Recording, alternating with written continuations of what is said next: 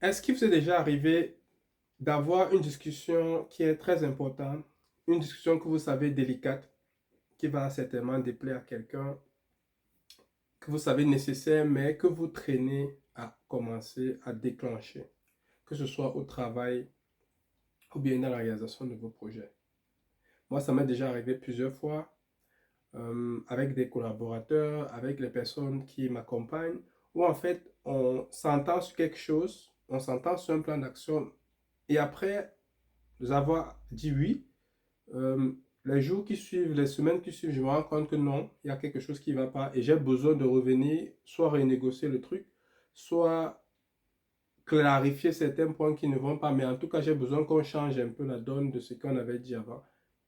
Et là, je me remets à traîner, je me mets à procrastiner et puis je finis par comprendre qu'il y a quelque chose qui cloche. Donc, dans cette vidéo, on va voir trois éléments importants. Le premier élément, c'est l'impact. Le deuxième élément, c'est pourquoi est-ce qu'on traîne à aborder les discussions qui peuvent être conflictuelles, ce que j'appelle les discussions qui comptent vraiment. Et enfin, comment est-ce qu'on peut pallier à ça? Premier élément, l'impact.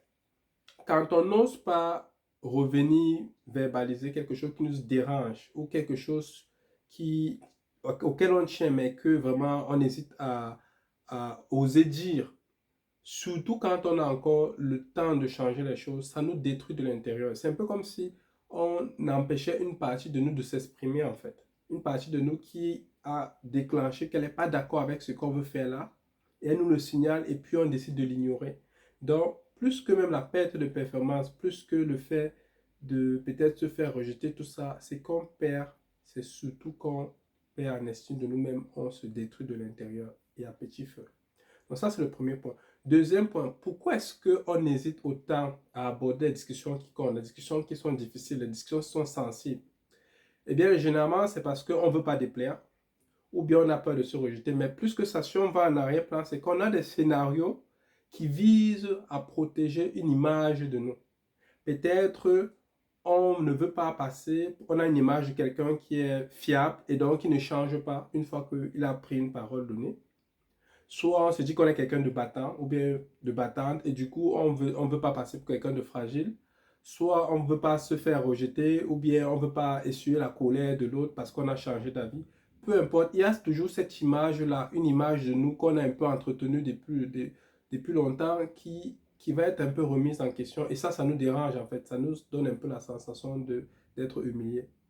Et du coup, au début, ben, finalement, on va se dire qu'on n'a pas de temps. Après, on va se dire qu'on est hyper occupé. C'est pas une priorité. Et après, à force de traîner, on va se dire, ben, finalement, j'ai qu'envoyer un mail. L'email, en fait, il ne prend pas trop de temps. Par contre, la charge émotionnelle que ça demande d'accepter cette idée, d'aller aborder cette discussion difficile, c'est ça qui demande du temps, en fait. C'est ça qui demande des efforts. Donc, on va voir maintenant deux approches très simples pour pouvoir pallier à cette résistance psychologique d'aborder une discussion difficile.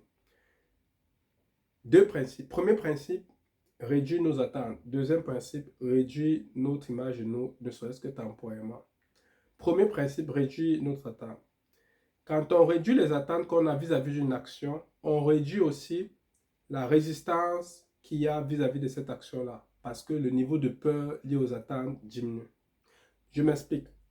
Si je veux envoyer un email et pour peut-être préciser que j'ai changé d'avis par rapport à un sujet donné, si en envoyant cet email, je me dis, OK, j'espère que la personne en face va me comprendre, j'espère qu'elle va être d'accord avec moi, j'espère qu'elle ne va pas trop m'en vouloir, automatiquement, je suis dans une attente qui est là à l'autre personne et du coup, les peurs qui gravitent autour de ça sont beaucoup plus grandes.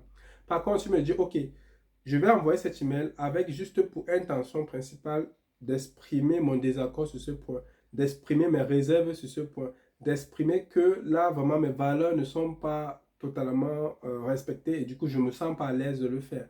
Si on limite notre champ d'attention au focus sur ce que nous on doit faire, ce qu'on se propose de faire, le résultat ne dépend que de nous.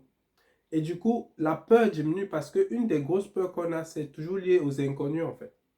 Donc, en réduisant nos attentes, on réduit de fait la résistance psychologique liée à l'action et du coup, on peut facilement se mouvoir pour aller faire ce email. Mais ça demande un minimum de concentration, de restreindre son attention à l'intention de proposer ou d'extérioriser uniquement de défendre nos valeurs. Ça dépend de nous.